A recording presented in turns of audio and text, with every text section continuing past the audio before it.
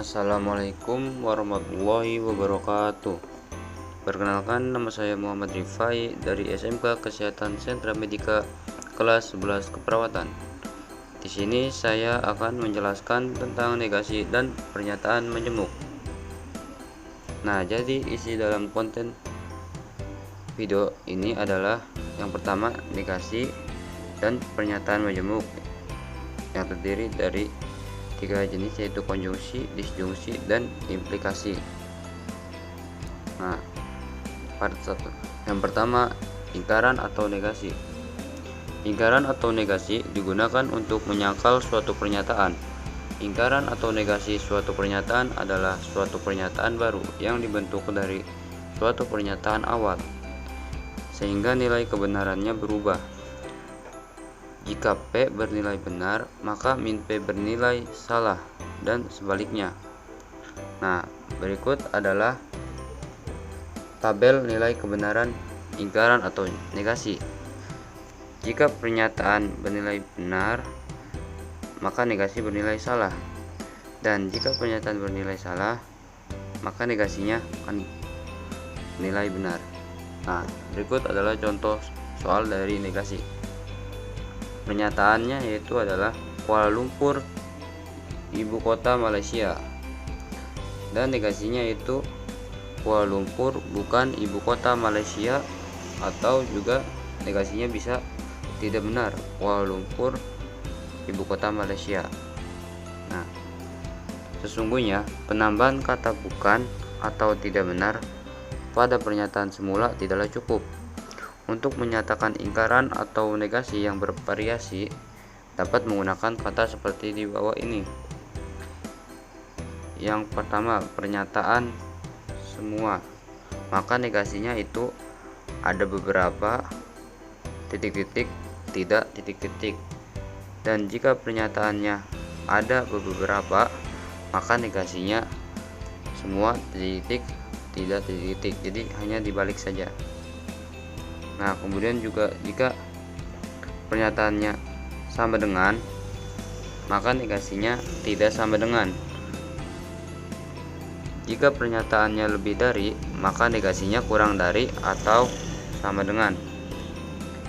Nah, terus jika pernyataannya lebih dari atau sama dengan, maka negasinya kurang dari. Jika pernyataannya kurang dari, maka negasinya lebih dari atau sama dengan, jadi cuma dibalik saja. Dan jika pernyataannya kurang dari atau sama dengan, maka negasinya lebih dari. Nah, sekarang kedua ada pernyataan majemuk. Pernyataan majemuk adalah suatu pernyataan baru yang diperoleh dari penggabungan beberapa pernyataan tunggal dengan kata hubung kalimat tertentu, yaitu dan, atau, tetapi, jika titik-titik, maka. Dalam pelajaran logika matematika, kata hubung kalimat diterjemahkan sebagai kata hubung logika, yaitu konjungsi, disjungsi, implikasi, dan biimplikasi. Jadi di sini saya akan menjelaskan ketiga berikut, kecuali biimplikasi. Nah, yang pertama ada konjungsi. Simbolnya seperti ini. Konjungsi sendiri adalah penggabungan dua pernyataan dengan menggunakan kata hubung dan yang membentuk sebuah kalimat. Konjungsi dilambangkan dengan notasi ini. Jika P dan Q adalah dua pernyataan, maka P notasi Q dibaca atau P dan Q. Nah, berikut adalah tabel nilai kebenaran dari jungsi.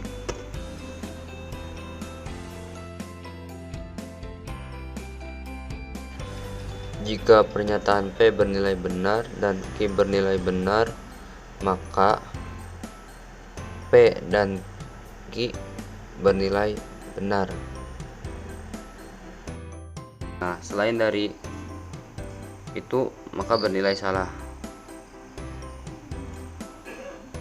Berikut adalah contoh soal dari konjungsi. Pernyataan P Saham adalah surat yang berharga. Pernyataan Ki, saham diperjualbelikan di bursa efek. P dan Q, jadi saham adalah surat berharga dan diperjualbelikan di bursa efek. Nah, yang kedua yang ada disjungsi dengan notasi seperti ini.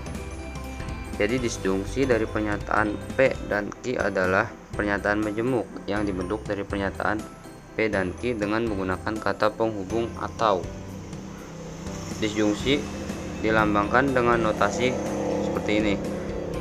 Nilai kebenaran disjungsi dari dua pernyataan P dan Q terlihat pada tabel di bawah ini. Jika pernyataan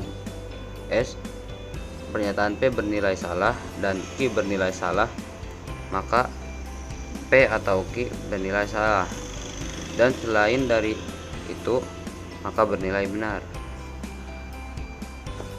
Contoh soal disjungsi. Pernyataan P, ponsel adalah alat komunikasi. Pernyataan Q, ponsel adalah alat transportasi. Maka P atau Q sama dengan ponsel adalah alat komunikasi atau transportasi. Dan yang ketiga ada implikasi dengan notasi seperti ini. Ciri utama implikasi yaitu adalah jika titik-titik maka titik-titik. Nah, seperti jika kamu bekerja keras, maka kamu akan berhasil. Nah, atau Andi akan lulus jika rajin belajar. Nah, nilai kebenaran implikasi dapat dilihat pada tabel di bawah ini. Jika pernyataan P bernilai benar, Q bernilai salah, maka jika P maka Q bernilai salah, dan selain dari itu bernilai benar. Nah, berikut adalah contoh soal dari implikasi.